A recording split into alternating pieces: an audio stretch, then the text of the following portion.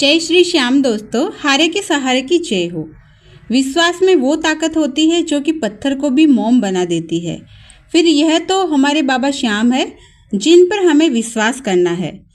अगर आपने एक बार इन पर विश्वास कर लिया तो फिर आप अपने जीवन में देखिएगा क्या बदलाव आता है और क्या चमत्कार होते हैं।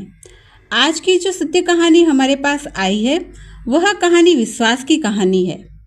इनको श्याम बाबा पर इतना ज़्यादा विश्वास है कि यह पूरी तरह से श्याम बाबा के समर्पित हो चुके हैं और उनकी विश्वास की ताकत की वजह से ही उनके पिताजी की जानलेवा बीमारी जो कि कैंसर था उसको ठीक किया था। यह कहानी 100% सत्य है। यह कहानी आशीष सिंह जी की है जो कि आर्थिक रूप से मध्यम वर्ग के हैं। इनकी आय भी कुछ ज़्यादा खास नहीं थी, जैसे तैसे करके खाने का गुजारा हो जाता था। पर बाबा श्याम ने उनके जीवन में ऐसे चमत्कार किए कि ये अभी महीने के 3 से 4 लाख की इनकम करते हैं और उनके पापा का कैंसर भी ठीक हो गया है। तो चलिए कहानी की शुरुआत करते हैं कि बाबा श्याम ने कैसे चमत्कार किया और कैसे बाबा श्याम ने सिर्फ 1.5 साल में उनकी 20,000 की इनकम को 3 से 4 लाख रुपए में कन्वर्ट कर दिया। यह कहानी में श्याम बाबा का चमत्कार सुनने के लिए आप कहानी को अंत तक जरूर देखिएगा। यह कहानी आशीष जी की है। वह यूपी के कानपुर देहात से है। वह एक प्राइवेट जॉब करते थे। उनके घर में उनकी पत्नी, 2 बच्चे और माँ बाप रहते थे। इनको महीने का 20,000 रुपये मिलता था। 20,000 रुपये में जैसे तैसे करके इनका गुजारा हो पाता था। जैसे तैसे करके सिर्फ खाने का खर्च निकल पाता था। इनका खुद का घर नहीं था। यह किराए के मकान में रहते थे और उनके पास में आने जाने का कोई साधन भी नहीं था। उनकी हालत ऐसी थी कि यह एक साइकिल भी नहीं खरीद सकते थे। बच्चों को सरकारी स्कूल में पढ़ाते थे क्योंकि प्राइवेट स्कूल में बहुत ज़्यादा फीस होती थी। इसी वजह से वो फीस नहीं भर पा रहे थे। बच्चों को कुछ अलग से चीज़ लाकर देने जितना भी पैसा इनके पास नहीं होता था। त्योहारों में भी बच्चों को नए कपड़े नहीं दिला पाते थे। 2 वक्त के खाने के अलावा और कुछ भी यह सोच नहीं सकते थे। इसी तरीके से दुख भरे इनके दिन कट रहे थे। इनको यह नौकरी करते हुए जैसे तैसे करके 10 साल हो गए थे।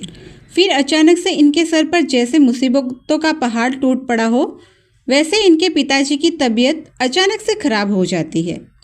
गांव के सरकारी अस्पताल में दिखाया, डॉक्टर ने दवाई दी, पर इनके पिताजी को कोई भी आराम नहीं मिल रहा था और ज़्यादा तबीयत खराब होने लग गई थी। इसीलिए उन्होंने प्राइवेट हॉस्पिटल में दिखाने का सोचा। इन्होंने अपने दोस्त से 10,000 रुपये उधार लिए और अपने पिताजी को कानपुर के एक प्राइवेट हॉस्पिटल में दिखाया। डॉक्टर ने जांच वगैरह की और रिपोर्ट्स निकाले। जब रिपोर्ट्स आए तो उनके होश उड़ गए। इनके पैरों के नीचे से ज़मीन खिसक गई। पिताजी की बीमारी को सुनकर उनको समझ में नहीं आ रहा था कि वह क्या करे। डॉक्टर ने बताया कि इनके पिताजी को कैंसर है। यह सुनकर उनकी आंखों से आंसू टपकने लगे, पर हिम्मत हारने से काम नहीं चलने वाला था। इसीलिए जैसे तैसे करके हिम्मत जुटा के इन्होंने जल्द से जल्द पिताजी का इलाज शुरू करवाया। इनके पास पैसे तो थे नहीं, तो इधर उधर से दोस्तों से, रिश्तेदारों से उन्होंने ब्याज से पैसे लिए। यह जहाँ पर काम करते थे उस सेठ से भी उन्होंने 50,000 रुपये उधार ले लिए थे। पिताजी की बीमारी पर पैसा पानी की तरह लग रहा था। इनको डर लगता था कि वह अपने पापा को बचा पाएंगे कि नहीं बचा पाएंगे। ऊपर से आर्थिक तंगी और हाथ में कोई अच्छा काम भी नहीं था। किराए का मकान, कमाने वाला इकलौता इंसान, चारों तरफ से कर्ज, यह सारी परेशानियों से यह काफ़ी ज़्यादा परेशान हो गए थे। उनकी रातों की नींद उड़ गई थी। यह बहुत ही बेचैन रहने लगे थे। इनका अपने काम में भी मन नहीं लगता था। एक दिन काम करते समय यह काफ़ी ज़्यादा उदास और दुखी लग रहे थे। तो उनके साथ में काम करने वाले उनके एक दोस्त ने उनसे दुखी होने का कारण पूछा। तो उन्होंने विस्तार से सारी बातें बताई। आर्थिक तंगी के बारे में, पिताजी की बीमारी के बारे में, सब कुछ उन्होंने बताया। तब इनके दोस्त ने उनको खाटू श्याम बाबा के बारे में बताया। इनके दोस्त ने कहा, एक बार तुम खाटू धाम जाकर आओ, बाबा के दर्शन सच्चे दिल से करके आओ।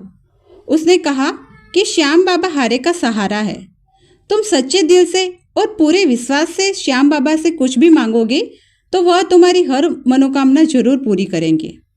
अपने दोस्त की बात मानकर वह 2024 में पहली बार खाटू धाम बाबा के दर्शन करने के लिए गए।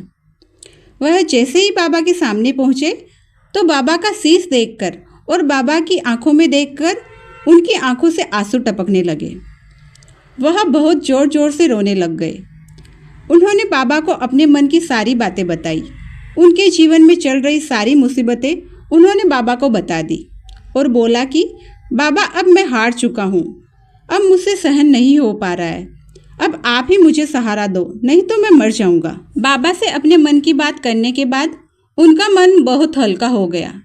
बाबा के दर्शन करके वह अपने घर वापस लौट आए। दूसरे दिन रोज की तरह वह अपने काम पर गए। वहाँ पर आशीष जी को उनके एक दोस्त का फ़ोन आता है और वह बोलता है कि वह उनको अपना पार्टनर बनाना चाहता है। यह सुनकर उनको विश्वास नहीं हुआ कि बाबा इतनी जल्दी कैसे चमत्कार कर सकते हैं। उनकी आंखों से खुशी के आंसू टपक पड़े। आशीष जी जो जॉब करते थे उसी चीज़ का उसके दोस्त को बिजनेस करना था, इसीलिए वह दोनों दोस्त मिलकर वह काम का बिजनेस स्टार्ट कर लेते हैं। धीरे धीरे उनका बिजनेस चलने लग जाता है और देखते ही देखते 1 से 1.5 साल में आशीष जी की इनकम 3 से 4 लाख रुपए महीना हो जाती है। काम बढ़ने की वजह से उन्होंने अपने बिजनेस में 10 से 12 आदमियों को काम पर भी रखा हुआ था। अब उनके पास में 4 व्हीलर गाड़ी, 4-5 मोटरसाइकिल भी है और अपना खुद का मकान भी है। अब वह अपने पापा का भी अच्छे से इलाज करवा पा रहे हैं। वह अपने पापा को भी खाटू धाम बाबा के दर्शन के लिए लेकर आए थे। बाबा के दर्शन करने के बाद उनके पापा की तबीयत में बहुत ज़्यादा सुधार हो गया है। अब वह हर महीने बाबा के दर्शन के लिए खाटू धाम आते हैं और बाबा की सेवा में हर बार तैयार रहते हैं। वह बाबा को बहुत बहुत धन्यवाद बोलते हैं। तो दोस्तों, आशीष जी की कहानी यहीं पर समाप्त होती है। अगर आपको यह कहानी पसंद आई हो तो यह वीडियो को एक लाइक ज़रूर से कर दीजिएगा। मैं आप सबसे यही कहना चाहूँगी कि जिसको भी खाटू जाना है खुले मन से और सच्चे भाव से बाबा के दर्शन करो, और यह मैं एक भरोसा दिला सकती हूँ कि उनकी सारी मनोकामनाएं पूरी होगी। बस एक बार सच्चे दिल से बाबा के दरबार में जाओ, क्योंकि जो बाबा के दरबार में जब उनके श्री शीश मुकुट को देखता है ना, तो उसकी आंखें नम हो जाती है। आंखें नम इसलिए हो जाती है, पता नहीं क्या एक अजीब सी चमक है बाबा की उन आँखों में। उनको देखते ही लोगों की आंखें अपने आप भर जाती है।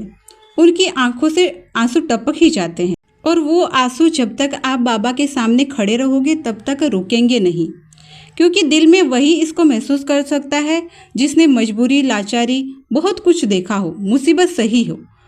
अपनी सारी कठिनाइयाँ बाबा के सामने बयां कर दीजिए, तो मैं ये यकीन के साथ कह सकती हूँ कि उसकी सारी मनोकामनाएं पूरी हो। कमेंट बॉक्स में एक बार जय श्री श्याम का नारा जरूर से लगा दीजिए और आपके अपने चैनल भक्ति वाइब्स को सब्सक्राइब जरूर से कर दीजिए। फिर से मिलते हैं ऐसे ही किसी चमत्कार से भरी कहानी के साथ में। तब तक के लिए जय श्री श्याम, हारे के सहारे की जय हो।